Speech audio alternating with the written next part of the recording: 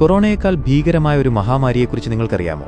വെറും 2 വർഷം കൊണ്ട് ലോക ജനസംഖ്യയുടെ 1/3 ബാധിക്കുകയും കോടിക്കണക്കിന് ആളുകളുടെ ജീവനെടുക്കുകയും ചെയ്ത ആ വിപത്തായിരുന്നു സ്പാനിഷ് ഫ്ലൂ. പക്ഷേ രസകരമായ വസ്തുത എന്താണെന്നറിയാമോ? ഇതിന്റെ പേരിൽ സ്പാനിഷ് എന്നുണ്ടെങ്കിലും ഈ രോഗം സ്പെയിനിലല്ല ഉത്ഭവിച്ചത്. പിന്നെങ്ങനെയാണ് ഇതിന് ഈ പേര് വന്നത്? അത് പറയുന്നതിന് മുൻപ് ഇതുപോലുള്ള ഇൻഫോർമേറ്റീവ് വീഡിയോകൾക്കായി ചാനൽ ഇപ്പോൾ തന്നെ സബ്സ്ക്രൈബ് ചെയ്ത് ബെല്ലൈക്കൺ കൂടി അമർത്തുക.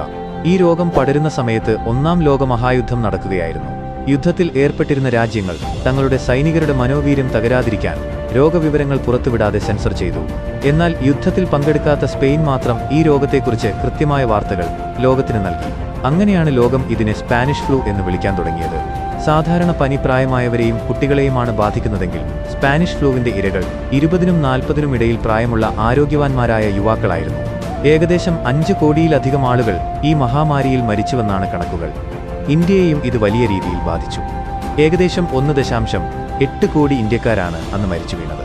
നമ്മുടെ രാഷ്ട്രപിതാവ് മഹാത്മാഗാന്ധിയെപ്പോലും ഈ രോഗം ബാധിച്ചിരുന്നു എന്നത് ചരിത്രത്തിലെ ഞെട്ടിക്കുന്ന ഒരു സത്യമാണ്.